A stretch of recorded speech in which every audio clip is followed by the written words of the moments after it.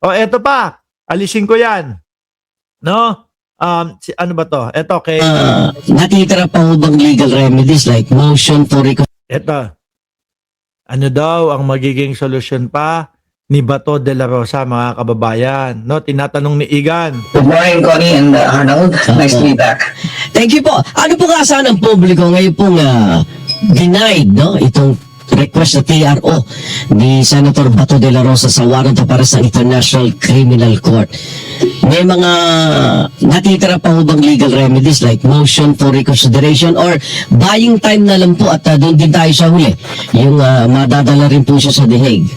Oh, wala na ho yan, mga kababayan. Biruin mo, lahat na. Mamaya ay papakita na din natin, pati po Interpol humihingi na po ng red notice sa Interpol. Wala na ho yan, mga kababayan.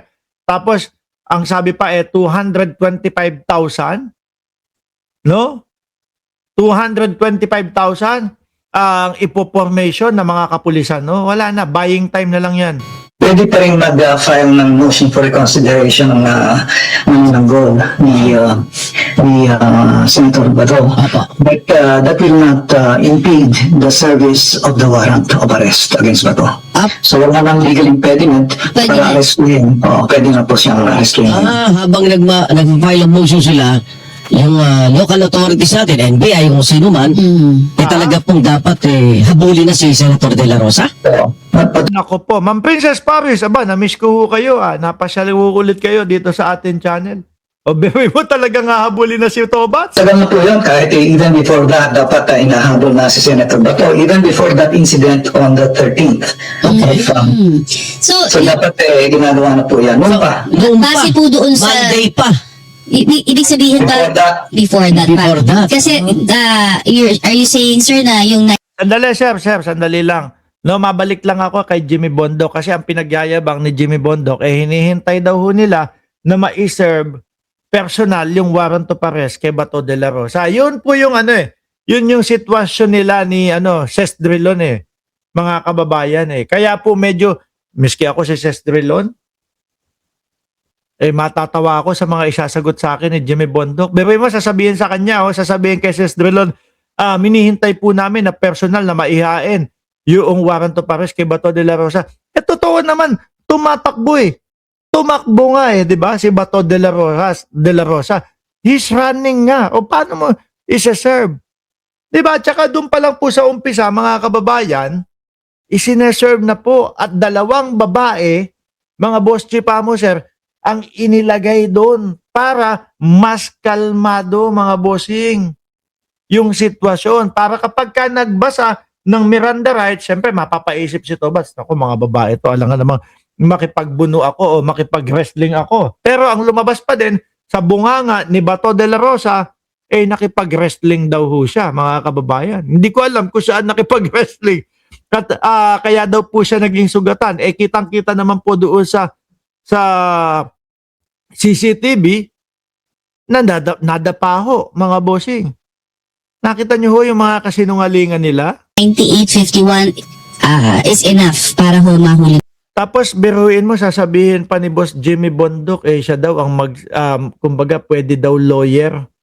Mamaya, isusunod natin yan. Pwede daw lawyer ang serve ng warrant of arrest kay Tobats. O pwede daw sa lawyer ni Tobats iabot yung warrant of arrest. Ano yung kayo, sir, ang magbabasa ng Miranda rights? Pero hindi pa ho tumahimik si Jimmy Bondoc dyan, mga kababayan. Hindi pa ho tumahimik. Humirit pa ho. Mamaya natin ipapakita hirit ni Jimmy Bondoc. Hindi siya dapat. Opo. In fact, that is even the ruling of the Supreme Court in that case of Pangalinan versus Cayetano. Consultan 2020. Kaya pala yung iba po, pag na-aresto na sa kulungan, tsaka pa lang sila nagpapailamang kung ano-anong mansyon na itong Domingo. So, itong kanyang patuloy na pagtago at pagtakas, hindi makakatulong sa kanya to? Hindi makakatulong.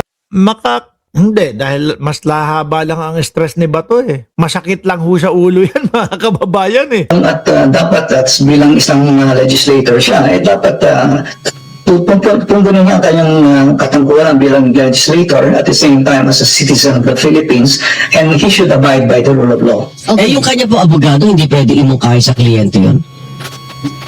Hindi ko po pangunahan ng abogado. Siyempre may zeal po mga abogado na i-defend nila ng mga kliyente. So, hindi ko po pangunahan yan. But that's one of the options.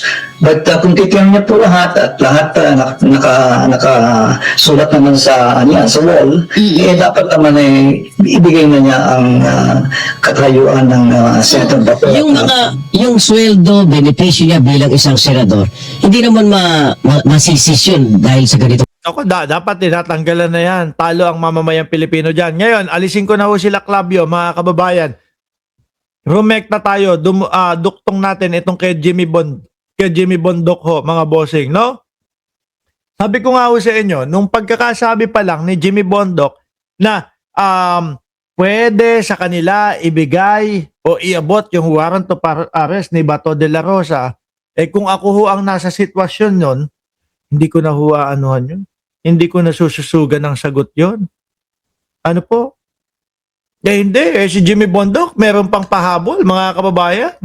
Meron pang sinasabi dito, na kung bakit daw kapag ka si Trillanes pwede daw mag-serve ng warrant of arrest, no? Pero silang mga abogado, hindi daw. Sandali lang, sir. Ikaw naman, para ka namang utu-utu din, kagaya ng mga DDS mo, no? Di ba? Joro San Jose, ng Finland. Si Jimmy Bondoc, parang hindi naman niya alam na hindi naman mismong si Trillanes ang mag-aabot at magseserve ng warrant of arrest kay Bato de la Rosa noon.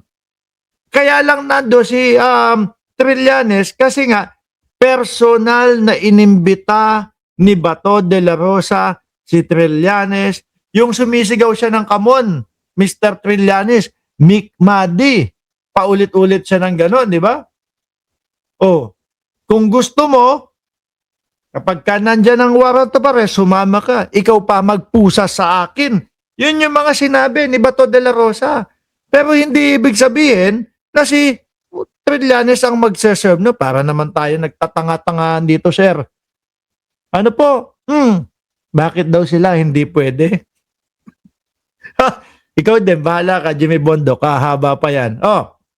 Matagal ko na pong sinasabi, pagdating sa foreign unrecognized warrant, wala pang batas o applicable rules, kaya nagkakagulo. Kaya lang, sir, ngayon po, ayan, ano ang sabi ng DOJ?